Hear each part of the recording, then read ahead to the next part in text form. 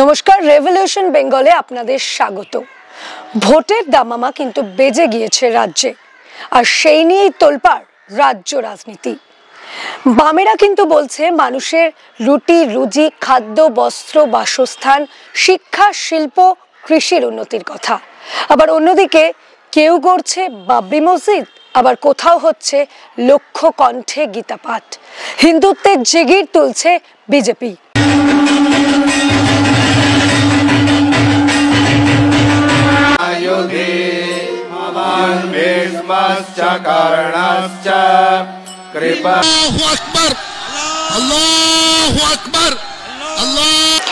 ভোটের আগে বাংলার সাধারণ মানুষের দৈনন্দিন চাহিদার থেকে কি বড় হয়ে দাঁড়াচ্ছে ধর্মীয় মেরুকরণের রাজনীতি, নাকি ইতিহাসে প্রথমবার বাংলায় হতে চলেছে ধর্মীয় মেরুকরণের ভিত্তিতে ভোট? এই নিয়েই উঠছে নানা প্রশ্ন।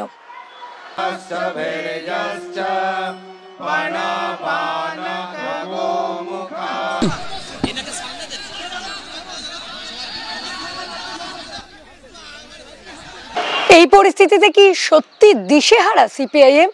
কোন পথে চলতে হবে বুঝতে পারছে না আলিমুদ্দিন? তা কিন্তু একেবারেই নয়। বাংলার রাজনীতিতে এই ডিজাইন তৈরি করা হয়েছে যাতে বামপন্থীদের নিশ্চিহ্ন করা হয়। তবে পরিস্থিতি যতই কঠিন হোক, লড়াইয়ের ময়দানে কিন্তু আত্মবিশ্বাসী লাল ব্রিগেড। আমরা তো জানি পশ্চিমবঙ্গে এই ডিজাইনটা তৈরি করা হয়েছে বামপন্থীদের এবং বামপন্থীরা সহ সমস্ত যুক্তিবাদী ডেমোক্রেটিক মানুষকে, যারা আধুনিকতার পথ বেয়ে বাংলার মানুষ একরকমভাবে এত বছর ধরে ভেবে এসেছিলেন, রবীন্দ্রনাথ, বিদ্যাসাগর, রামমোহন। এটা পুরোটা পিছন দিকে মানুষ থেকে বাঁদরের দিকে নিয়ে যাওয়ার জন্য এই ডিজাইন করা হয়েছে। আমরা তো জানি যেদিন মমতা বন্দ্যোপাধ্যায় পশ্চিমবঙ্গের মাটিতে আরএসএস বিজেপিকে নিয়ে এসেছিলেন এবং বলেছিলেন ওদেরকে ফ্রন্টে এনে লড়বে, সেদিন থেকেই এটা পরিষ্কার ছিল যে সাম্প্রদায়িক রাজনীতিকে পশ্চিমবঙ্গের মাটিতে তার চাষজমি তৈরি করে দেওয়ার চেষ্টা হচ্ছে আসলে বামপন্থা রুজি রুটির লড়াইকে পিছন দিকে ধাক্কা মেরে দেওয়ার জন্য। তারপরেও বহু বছর পর্যন্ত তাকে আটকে রাখা গেছিল। এখন তারা খানিকটা মাথা তুলেছে। তবে আমার মনে হয় বাংলার শুভবুদ্ধি সম্পন্ন মানুষ তারা বিজেপিকে তো প্রত্যাখ্যান করবেন বটেই, তৃণমূল যে আসলে এই সাম্প্রদায়িক টেনশন থেকে ফায়দা নেয় এটাও মানুষের কাছে পরিষ্কার হবে এবং তৃণমূলও যা সবক শেখার আগামী ভোটে শিখবে। ধর্ম, মন্দির আর মসজিদ এই করে করে মানুষের নিজস্ব ইস্যুকেই হারিয়ে দেওয়া হচ্ছে, এটা মানুষ বুঝতে পারছে। আর মানুষের শিক্ষা, কাজ, মানুষের ইস্যুতে বামপন্থীরাই রাস্তায়, মানুষের ইস্যুতে বাংলায় যাত্রা।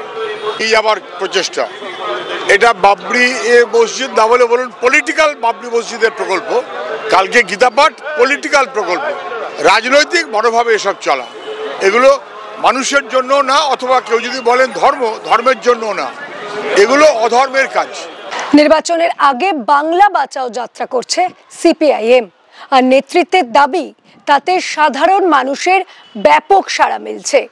আর ধর্মীয় মেরুকরণ ও সাম্প্রদায়িক রাজনীতির বেড়াজাল ভেঙে সাধারণ মানুষ রুটি রুজির টানে নিজের রুটে ফিরবে বলেই মত সৃজন ভট্টাচার্যের। আমি রুজি রুটির লড়াইয়ের দিকে মানুষ আগ্রহ ফেরাচ্ছেন এইটুকু বলতে পারি। বাকিটা নির্বাচনের লড়াই, যেভাবে লড়বো আমরা। আর নির্বাচনের লড়াই ভারতে আজকের দিনে ভারতেও খুব ফেয়ারলি হয় না, পশ্চিমবঙ্গে তো হয়ই না তৃণমূল আমলে। সুতরাং সেই অবস্ট্যাকলগুলো পেরোতে হবে।